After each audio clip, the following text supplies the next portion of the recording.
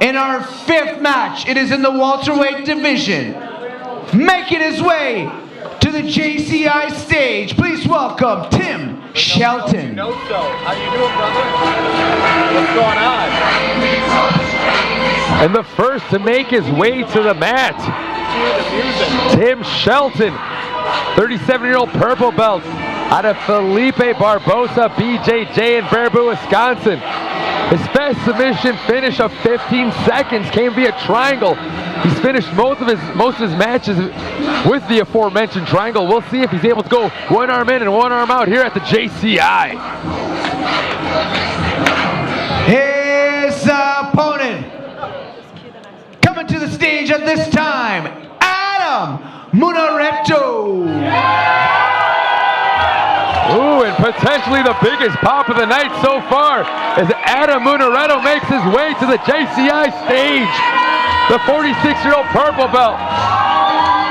He says one of his greatest achievements was surviving a back attack from one half of our main event, Jeff Serafin, before he was finally finished. Right, but he's here to push his limits. One more time, it's the welterweight matchup. Is the police officer, Adam Introducing Munaretto. first, the grappler, standing to my right, out of the black corner. He is a purple belt, representing Felipe Barbosa Brazilian Jiu-Jitsu Academy from Baraboo, Wisconsin, by way of Sun Prairie, Wisconsin. He is Tim Shelton. His opponent, standing to my left, out of the red corner, also a purple belt from Team Curran, trained under the legend Jeff Curran in Crystal Lake, Illinois. He is Adam Munaretto. Purple belt action, 7 minutes. Let's go. Let's go. Tim Shelton preparing to take on Adam Munaretto at 170 pounds. Bernie and Bubuyag, our referee for this matchup.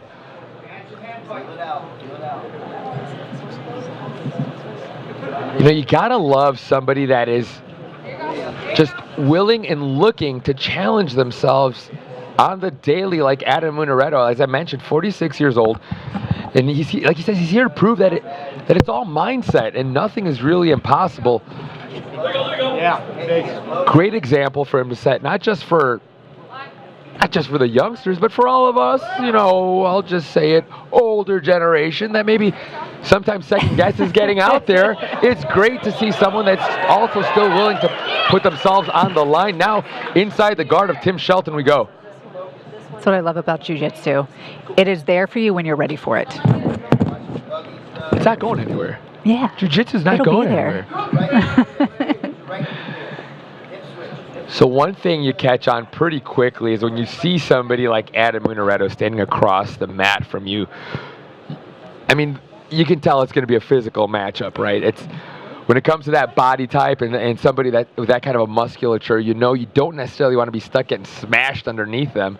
So I think it's super important for Tim Shelton to be very defensive with his guard, keep a knee in between them. What do you see here, Jessica? I think Shelton had the right idea. He was pushing the takedown. He was trying to, you know, reach his leg. He was trying, and now that he's on bottom, again, he's going for the submission, which is something that you have to do. You can't let someone like Munaretto get on top of you, put the pressure on you, because then you're in a defensive position.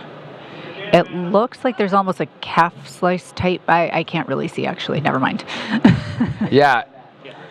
A pretty complicated leg entanglement there momentarily, as referee Bernier is trying to make sure they don't end up working their leg entanglement in the first row. Don't give it. Don't give it. Also, a very tricky position to move and restart somebody from. This is something that I go back and forth with. When somebody is attacking your legs and you defend by counter-attacking, this is kind of a tricky thing. You know, sometimes I feel like it is better to defend first in advanced position rather than engage in the leg entanglement on their terms. Is that because you don't you're kind of playing catch-up the whole time, potentially? They're the ones leading the dance? That's how I feel sometimes. And again, you might go against someone who is way better at countering and they want to be there anyways. Yes, that's always a potential. It's just I like it for the person who leads the dance. They have a little bit more momentum than the person that's being defensive. Yeah, fair enough. I suppose if you're sitting back for a leg lock, you're likely good at them not just offensively, but defensively as well, right? Yes.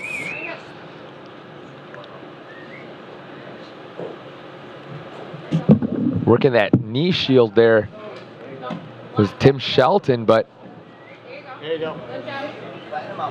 a good job of remaining mobile from the top by Munaretto. Yeah, if he had just dropped his base down just a little bit and controlled those hips, he may be in a north-south position instead of having to continue to fight past the legs. 3:30 left. I mean, and he has cleared the legs a couple of times. He gets that foot kind of into that hip pocket of Shelton, but Shelton's very good at just swimming the legs back in. And as we saw already, you got to mind your P's and Q's as far as him swinging for a leg. But now it's Munaretto sitting back on top.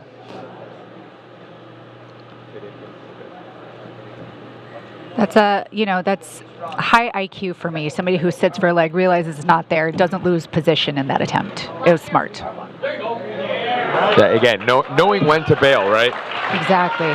And now he's in top position. It looks to be knee on belly from this position. And now he can really start working. It looks like he's going to try and isolate that far arm of Shelton.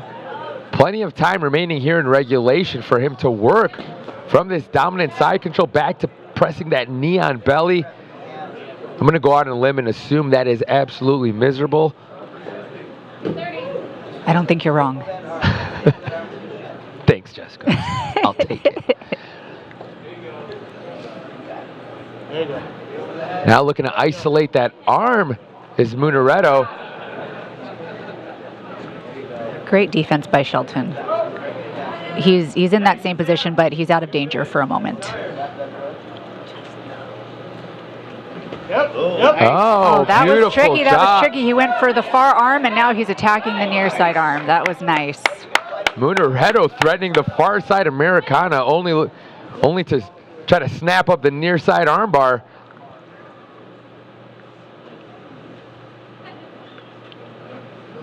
Left, Adam. Just under.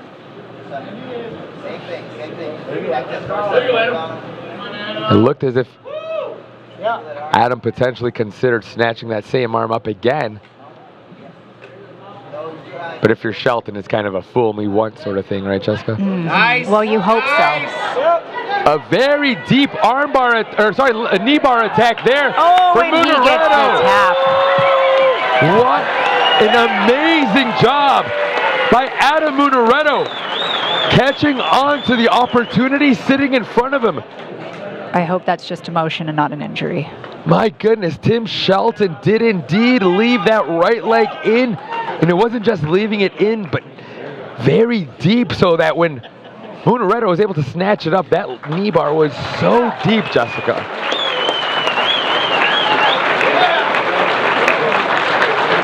Another submission finish here at 170 pounds.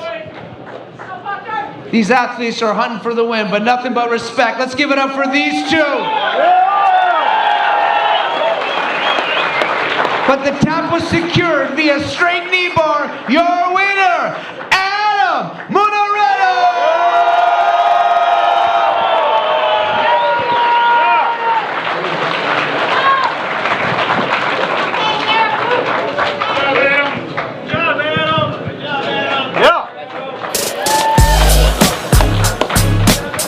As we take a look at the unjunked replay here, there was a lot of shining moments for Tim Shelton, who's showing some very good jiu-jitsu off of his back, Jessica, before ultimately getting caught in that knee bar.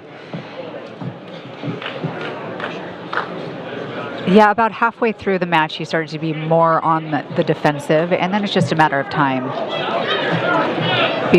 before your opponent really gets to where they want to go. Yeah, there you see it, was keeping that knee shield in the center that kind of got away from him as Munaretto was able to turn that into a beautiful knee bar finish. Let's take a look at that unjunked instant replay. Wow, what a matchup at 170 pounds.